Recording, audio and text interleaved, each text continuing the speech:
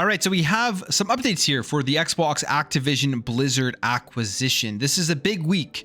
A lot of people are expecting some big news to come out of it from the CMA, specifically their provisional findings and whether that means that they are going to try to block this deal and all that type of stuff. Now, we heard previously that Xbox, Microsoft had subpoenaed Sony for a bunch of information, trying to get info on their release, their content, their third-party deals, those types of things, and that Sony had kept putting it off, asking for extensions, and then officially, or finally, the court had ruled that they had until February 10th in order to provide those provisional findings. So we thought by the end of this week we would have that information, and I thought it would be really interesting to see their third-party deals. I think that will be eye-opening to the industry. Some of the stuff that Sony has partaken in order to keep content away from other platforms. I mean, we've already seen some of that stuff from the Epic versus Apple case. We saw a lot of the cross-play stuff come out and how Sony was so against cross-play. They wanted to be paid for the users that they provided from the PlayStation Network, and really showed to me they were the anti-consumer company when it came to opening up games to as many people as possible, letting people play with each other on multiple platforms. They finally did give in, and we're now at a point in gaming where crossplay is a normal thing for a lot of games and just really opens up the user base. And when you're looking for a match, speeds it up, all that type of stuff. Crossplay is great. But now we have this subpoena, which will give us more information. And we have Florian Mueller here, or Mueller, however you say his name, on Twitter, and he is the founder of Foss Patents. The blog is a competition-focused intellectual property activist turned analyst with 30 plus years of industry expertise. And he comments on the subpoena stuff and says Sony is officially fighting Microsoft's subpoena in the FTC's Activision Blizzard merger case. Public filings confirm PlayStation maker brought motion to quash on Friday. So from that, it sounds like it's not just a simple case that Sony is going to have to provide that information by this Friday. They're actually trying to go and actively stop the process of having to provide this information. We go over here to his blog. There's a lot of info here. We'll read through a bit of it and just kind of try to make sense of it. So it says Sony is officially fighting Microsoft's subpoena in FTC's Activision Blizzard merger case. Public filing confirms PlayStation maker brought motion to quash on Friday. This is a follow-up to my Saturday, February 4th post. First procedural dispute between Sony and Microsoft and Activision Blizzard FTC proceeding. Sony suggests it will cost many millions of dollars to answer Microsoft's questions.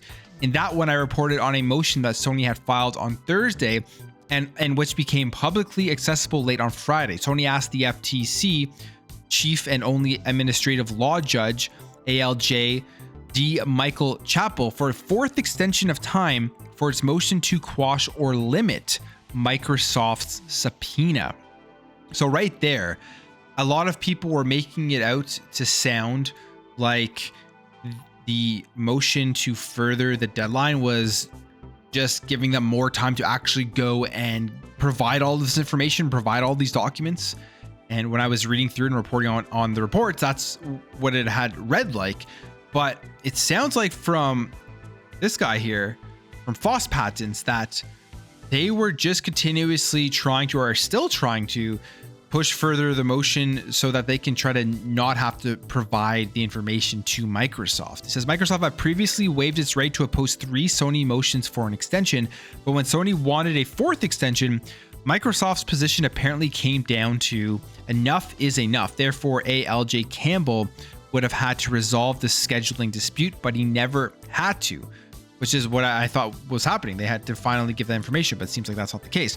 I noticed that was filed yesterday and just became public today. It says that on Friday, Sony Interactive Entertainment confidentially filed with the FTC's in-house court a motion to limit or quash Microsoft's subpoena, and therefore withdraws as moot its motion for extension of time. The filing reveals that also on Friday, but prior to the motion to quash, Sony filed a motion for leave to file a proposed reply in support of its motion for extension of time to move to limit or quash Microsoft's subpoena. That means Sony asked ALG Chappell for permission to reply to an opposition brief by Microsoft. Neither that motion for leave nor Microsoft's opposition brief are publicly discoverable by the time of publication of this post, but there must have been an opposition brief by Microsoft, as Sony would otherwise not have anything to ask for permission to reply to.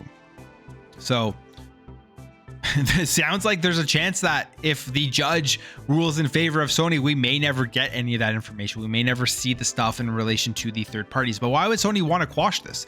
I feel like Sony knows there's a lot of info there that is going to really hurt their case to try to block the Activision Blizzard acquisition and really help the case of Microsoft. That's mainly the only reason, that, or they just don't want to go through all the effort of having to do it. But I think a lot of it's going to have to do with showing some of these deals and third-party stuffs and the anti-competitiveness that Sony partakes in order to try to harm competition, to stop competition from growing. So they want to make sure that that information doesn't get out.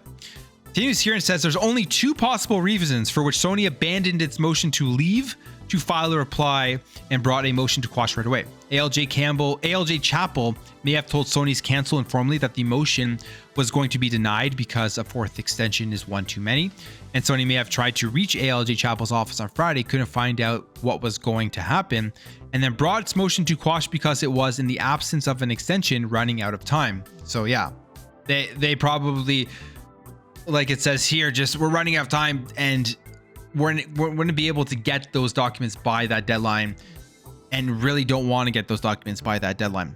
Either way, it shows Microsoft was right to oppose Sony's fourth motion for an extension of time. If Sony had reasonably requested more time, the judge would simply have granted Sony's motion on Friday.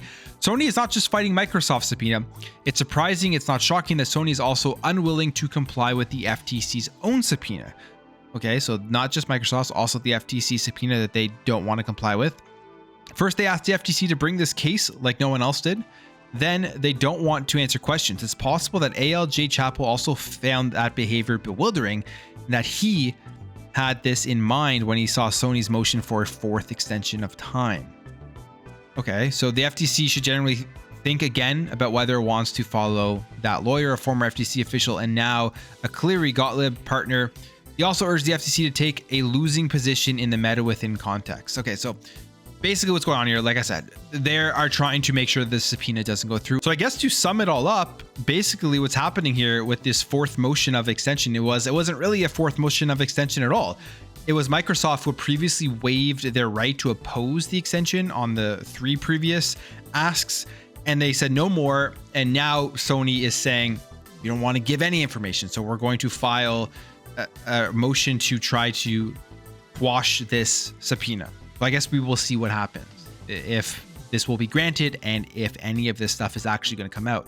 And I think it would be very unfortunate if we don't get to see that stuff. We don't get to see all the third-party deals that Sony did, because I think it'll be very insightful for the gaming industry and just give us more insight into the business practices that go on at PlayStation, at Sony, but probably these business practices are partaken in with other companies as well. Not sure if Microsoft does it. I'm sure they have in their life, but right now, obviously, they're trying to expand out Game Pass and gaming to as many people as possible, because that's where they're going to be making all their money, especially when people could just play games on their phone. So we'll see what happens going forward. But that wasn't the only thing. There was also Bobby Kotick here that was in a bunch of interviews, and he was talking about the CMA and the UK and stuff, and says that he warns the UK risks becoming Death Valley if it blocks the Microsoft deal, specifically saying, if a deal like this can't get through, they are not going to be Silicon Valley. They will be Death Valley. And this was on CNBC. And he was talking about, he thinks the deal is going to go through, and that there's no reason why Western companies, American companies, shouldn't be able to compete with Chinese and Japanese companies. And that this deal, blocking it, is going to signal that in a way.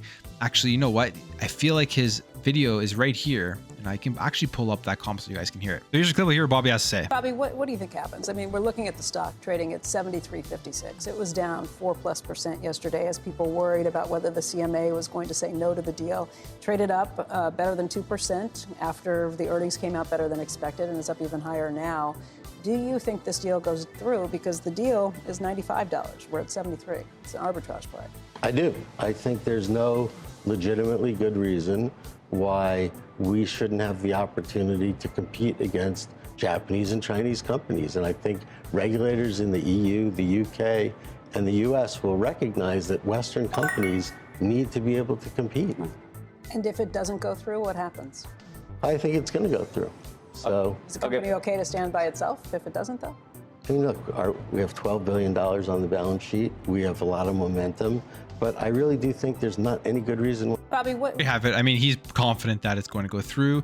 I think the interesting thing here is what is going to come out of this. Is the judge going to grant a blockage of making this subpoena, right? Like, is they're going to tell Sony they don't have to provide the information. So we'll see what happens in the coming days. It could be, again, an interesting week.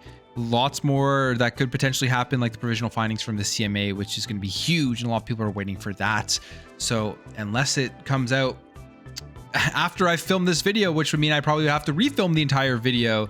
If you see this video, means it didn't come out. But thank you guys for watching. If you enjoyed this video, hit that thumbs up button. If you're new here, hit that subscribe button. And I'll catch you guys in the next video.